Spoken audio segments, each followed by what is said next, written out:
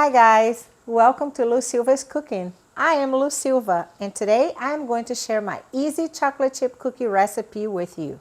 If you like a chocolate chip cookie that is a little crispy on the outside, soft, a little chewy, and gooey on the inside, you came to the right place. And I start by measuring 2 cups of all-purpose flour. I spoon it into the cup and then level it with the top part of a butter knife. I don't use any other type of flour, and I find gold medal or Pillsbury to work just fine for the end result I want to achieve. To the flour, I add 1 teaspoon of fine salt and 1 teaspoon of baking soda. I sift everything and reserve. There is no need for special flours here. This is a very easy recipe. In a large bowl, I cream 2 sticks of a good quality unsalted butter at room temperature on low speed for about a minute.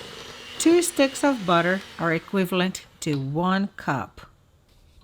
To promote chewiness, I add half a cup of dark brown sugar, which I spoon into the measuring cup and press down a little bit. With that, half a cup of white granulated sugar, which promotes crispness. Beat on medium speed for 1 minute or until light and fluffy. Finding value in this video? Give it a thumbs up, share, comment, subscribe, and hit the notification bell.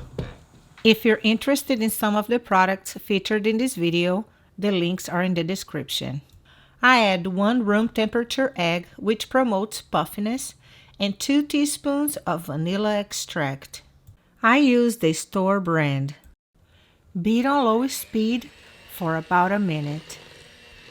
Once well incorporated, I add 1/3 of the dry ingredients. I mix it well, scraping the sides of the bowl before adding more. In the 90s, I used to buy refrigerated chocolate chip cookie dough and thought those were great, but I just wanted something better, so I started making my own. I add 1 cup of mini semi-sweet chocolate chips and 1 cup of milk chocolate chips. I fold them in with my spatula until well incorporated. I love mini chocolate chips because they melt faster and add more creaminess to my cookies. I have a small scoop and a large one, and I made a couple of batches of dough. I covered a cookie sheet with parchment paper and used a small scoop to make 25 small cookies and 5 large ones with my first batch.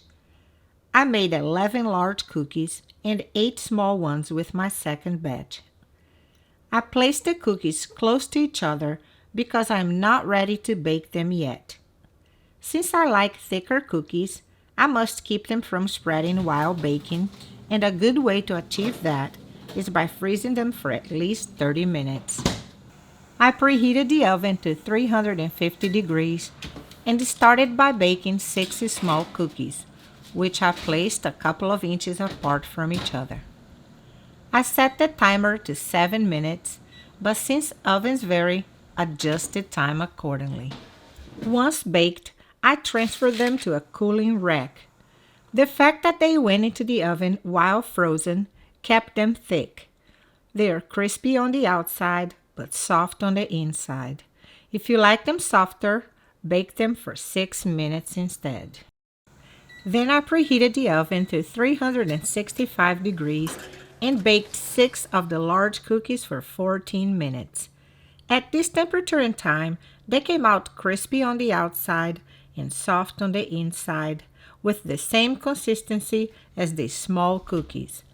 But I like them better when they're gooey, so I baked 3 more at 365 degrees for 12 minutes instead.